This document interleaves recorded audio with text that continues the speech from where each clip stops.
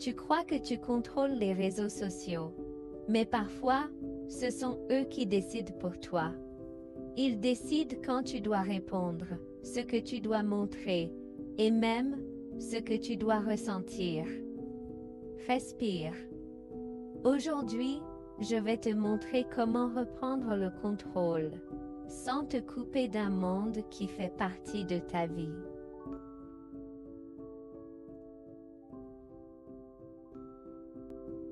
Si tu te sens parfois submergé par les messages, par la pression des stories, par tout ce qu'il faut être ou faire en ligne, tu n'es pas faible, c'est normal. Les réseaux sociaux ont été créés pour prendre ton attention, pas pour t'apaiser. Et pourtant, tu peux apprendre à t'en servir avec calme, avec courage, et surtout, avec respect pour toi-même. Le stoïcisme, ce n'est pas une morale, c'est une manière de retrouver ta paix intérieure. Et tu vas voir, dans un monde qui va trop vite, ça change tout.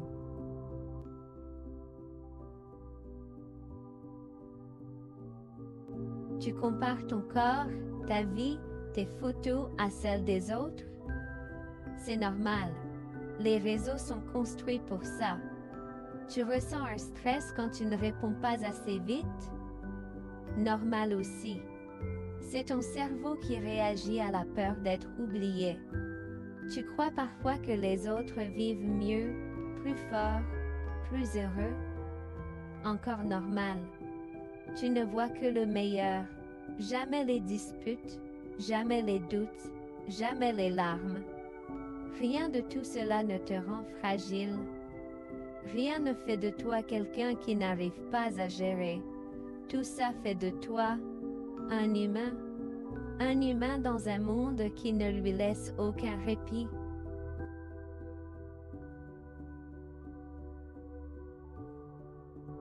Tu ne peux pas contrôler ce que les autres postent, mais tu peux contrôler ce que tu regardes. Tu ne peux pas choisir l'algorithme, mais tu peux choisir ton rythme.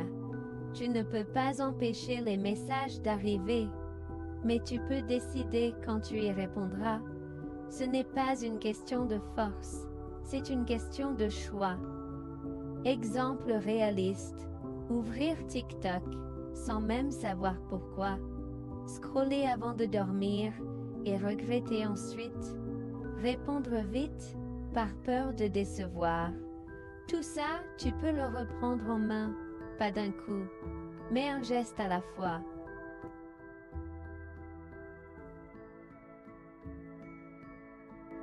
Chaque vidéo que tu regardes, chaque influenceur que tu suis, chaque message qui t'impacte, laisse une trace sur ton esprit.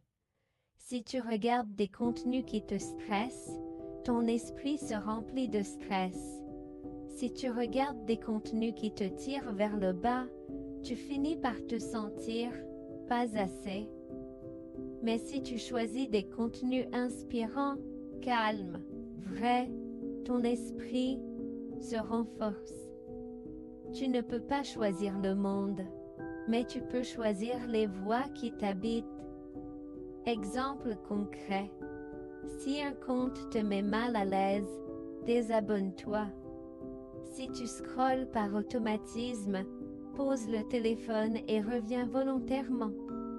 Si tu compares ton corps, remplace 3 comptes toxiques par 3 comptes inspirants. Un petit changement de feed, et peu à peu, tu changes de regard.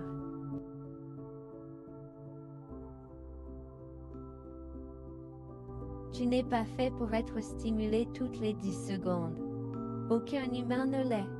Ton cerveau a besoin de vide, de respiration, de moments où rien ne t'appelle, rien ne te compare, rien ne te commente. Aimer les réseaux sociaux, ce n'est pas un problème. S'y perdre, en est un. L'équilibre, ce n'est pas de tout quitter, c'est de ne plus t'oublier.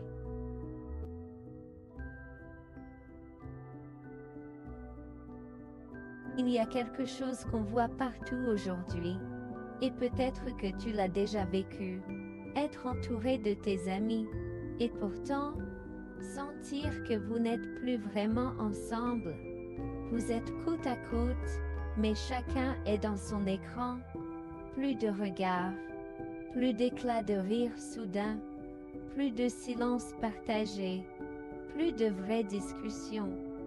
Quand les échanges passent uniquement par des messages, les liens se coupent sans qu'on s'en rende compte. Et ce n'est pas parce que tu n'aimes pas tes amis, c'est juste que les réseaux créent une fausse présence. On est ensemble, sans être ensemble. Le stoïcisme te dit une chose, reviens au réel quand tu peux. C'est là que se construit la vraie amitié. Parle avec eux, regarde-les, priez sans enregistrer. Faites un moment sans téléphone, juste pour voir ce que ça change. Tu verras, ça rapproche, ça guérit, ça donne de l'air.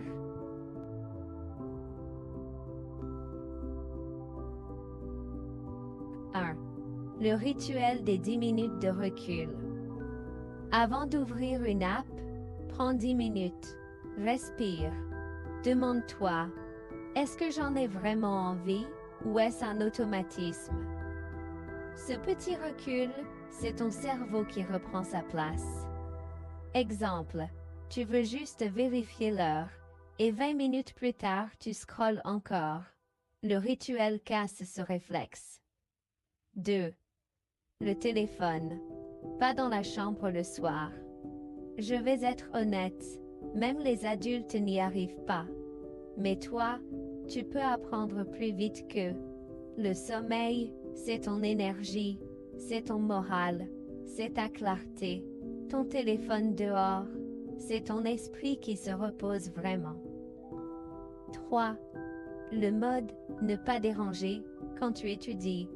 Tu veux un super pouvoir? Un vrai? Active « ne pas déranger ». Tu verras la différence.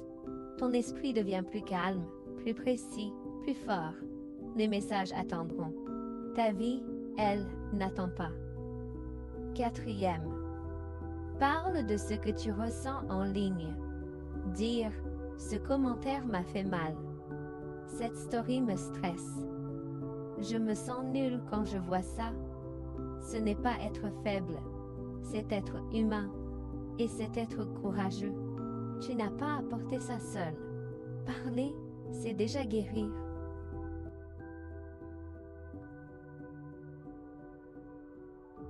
Les réseaux sociaux ne sont ni bons ni mauvais. Ils sont puissants. Mais toi aussi, tu es puissant. Un petit geste, un choix, une respiration. Chaque jour, tu reprends un morceau de ton pouvoir. Tu n'as pas besoin d'être parfait. Tu as seulement besoin d'être présent à toi-même. Tu n'es pas seul. Tu ne l'as jamais été. Merci pour ce moment ensemble.